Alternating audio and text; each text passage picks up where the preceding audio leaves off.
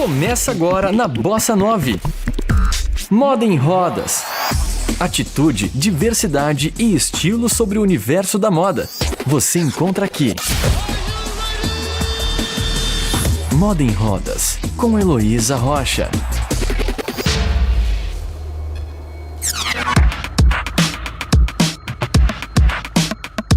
No episódio anterior, nós conhecemos a Dinacleia Galdino, analista de gestão e projetos da Serasa Experian. E ela é a nossa convidada deste episódio também. No outro episódio, ela nos contou como adquiriu a sua deficiência visual e como foi o processo de adaptação a esta nova realidade, já que a perda gradativa da visão ocorreu no período em que cursava fonoaudiologia. Além disso, e por trabalhar em uma multinacional, ela falou que o dress code exigido no passado não lhe foi nada prático. Hoje, a questão já foi solucionada para a Dina, e neste episódio, ela nos conta como o profissional com deficiência deve proceder caso o dress code dificulte ou atrapalhe a sua mobilidade. Mas antes, vamos conhecer um pouco mais sobre a pessoa Dinacleia Galdino.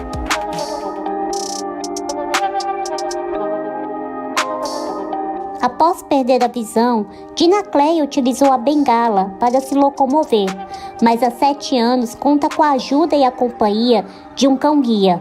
E para quem acha que essa troca foi fácil, ela nos conta como foi o processo de mudança da bengala ao cão-guia. Bom, eu tenho um cão-guia, estou no meu segundo cão-guia, estou há 7 anos com o cão-guia e foi um outro processo, uma reaprendizagem para mim, porque eu saí de um mundo de pessoas sem deficiência, fui inserida no mundo de cegos e de repente me vi obrigada a usar uma bengala. Não aceitava, mas acabei me adaptando, porque não tinha muita escolha. Ou eu usava a bengala ou eu não saía de casa.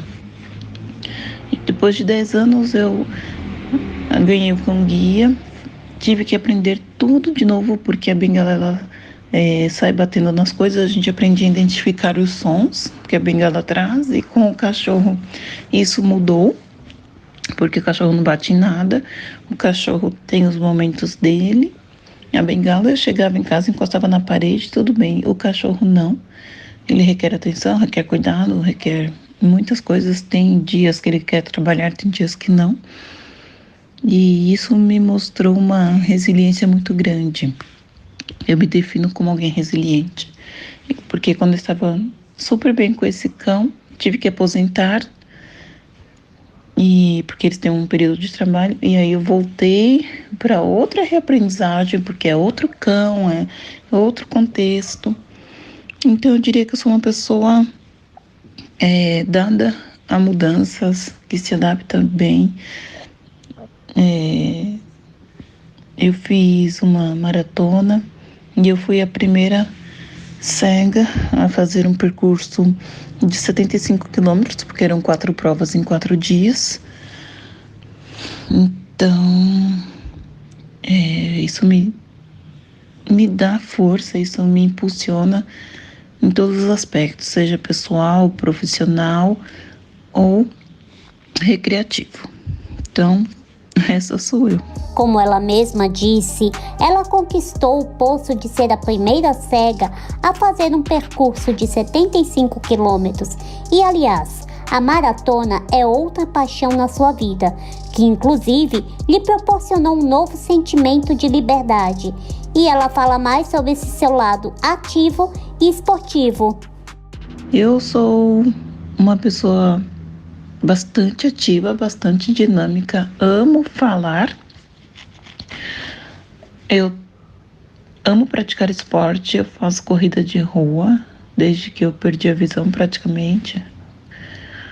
E foi uma descoberta para mim, foi um divisor de águas, porque a primeira coisa que a gente perde quando adquire uma deficiência é a questão da liberdade, e a corrida me proporcionou novamente essa liberdade, apesar de eu não poder correr sem um guia, mas poder sentir o vento correndo, poder correr sem depender de um cão-guia ou de uma bengala, enfim, ter um pouco mais de espaço ao meu redor é muito bom.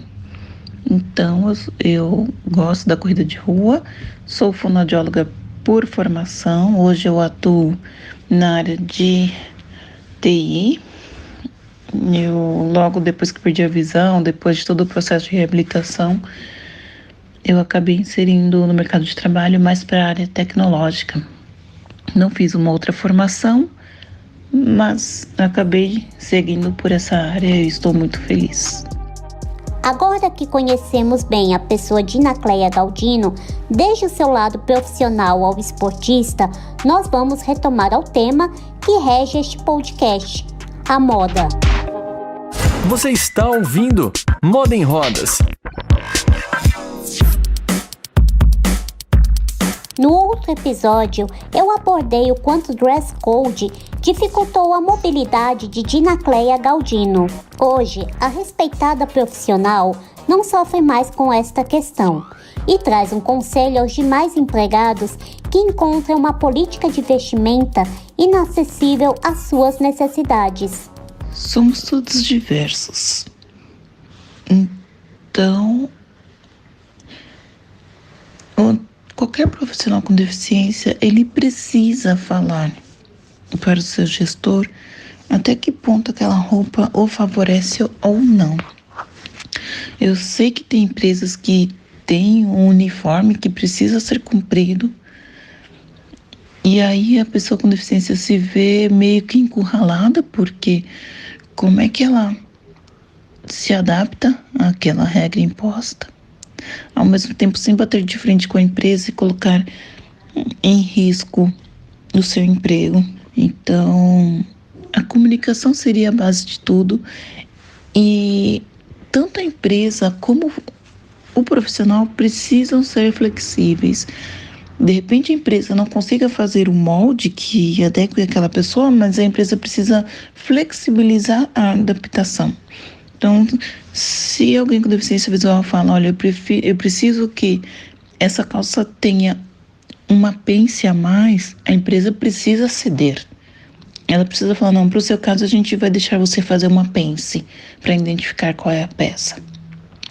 Então, eu acho que não dá para medir força quem tem a palavra final, e sim conversar e alinhar para que cheguem num consenso. E qual é a posição de um profissional de recursos humanos sobre o assunto? Com mais de 12 anos de experiência em recursos humanos, gestão de pessoas e inclusão da pessoa com deficiência no mercado de trabalho, Flávia Mentoni, cofundadora da Reponto, conta qual procedimento o profissional com deficiência deve tomar em situações como esta. Quando o dress code atrapalha ou dificulta a mobilidade da pessoa com deficiência, o profissional deve procurar o gestor ou o RH ou o responsável por diversidade na empresa e pensar em soluções junto com a empresa para fazer uma adaptação no dress code, porque é sempre possível fazer uma adaptação e a pessoa conseguir fazer parte desse dress code e isso não ser um fator que prejudica a deficiência. E será que existe alguma lei que garante ao empregado com deficiência que o dress code exigido seja adaptado ou reavaliado caso a vestimenta atrapalhe ou dificulte a sua mobilidade? Flávia responde. Apesar da Lei Brasileira de Inclusão não falar nada de dress code, ela prevê que quando a pessoa com deficiência precisa de algum suporte individual que atenda a sua necessidade específica para ser incluída, ela tenha esse suporte e essa adaptação razoável. Então, se o dress code da empresa atrapalha a deficiência ou prejudica a mobilidade da pessoa, ele deve ser sim adaptado e isso a gente recomenda que seja adaptado de acordo com a pessoa e com a empresa. Então, é sempre importante a empresa sempre procurar soluções com a pessoa. Por sua longa experiência e atuação na inclusão da pessoa com deficiência no mercado de trabalho, eu perguntei a Flávia se ela conhecia algum caso em que o dress code foi um problema a um funcionário.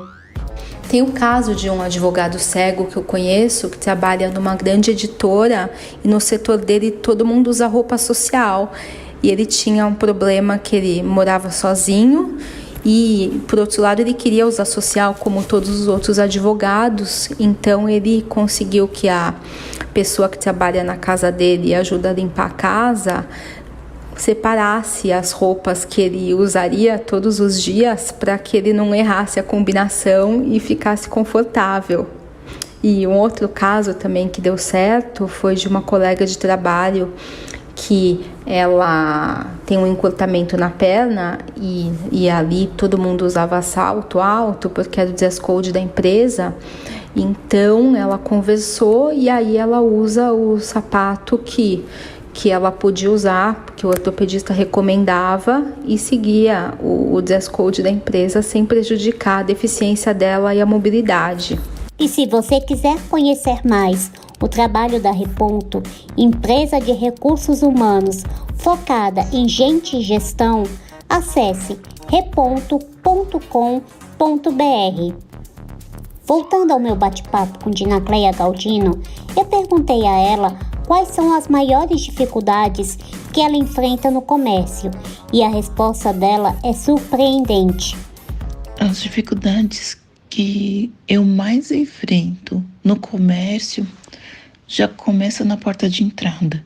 As vendedoras não me abordam, elas ficam à distância, e já aconteceu de uma vendedora falar para mim, depois de muito tempo esperando atendimento, ela falou: eu achei que você estava esperando alguém. E eu tive que falar: ué, você achou e não veio verificar? Então, eu encontro desde esse problema ao chegar na loja, como peças que as vendedoras me trazem que estão sujas, que estão faltando um botão. Ou às vezes me traz qualquer peça, não perguntam que tipo de marca, ou recorte, ou tecido eu estou procurando. Elas trazem que elas já pressuporam. Isso me tira a credibilidade daquela loja, porque se eu não me sinto acolhida, eu não vou gastar meu dinheiro ali e muito menos recomendar essa loja para alguém. Já aconteceu, conforme eu falei, da pessoa me trazer uma peça suja, ou faltando zíper, ou faltando botão, ou descosturada, achando que eu não ia perceber. Isso é muito chato, né? É muito chato porque você não tem respeito. Eu não encontrei respeito como mulher, como cidadã e como pessoa. Isso para dizer uma situação apenas. Moda em Rodas, com Heloísa Rocha. Pensar no mínimo detalhe e trabalhar com todos os tipos de corpos é o desejo de Dinacleia ao mercado da moda. E ela manda o seu recado à indústria. Eu gostaria que as indústrias pensassem no público com deficiência como um todo.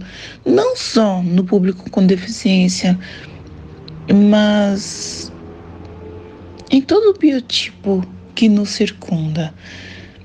Hoje nós vemos a moda plus size tão presente, e isso levou tanto tempo para acontecer, ou a moda black, que também demorou muito. E por que não olhar para as pessoas com deficiência, que são tão consumidoras quanto?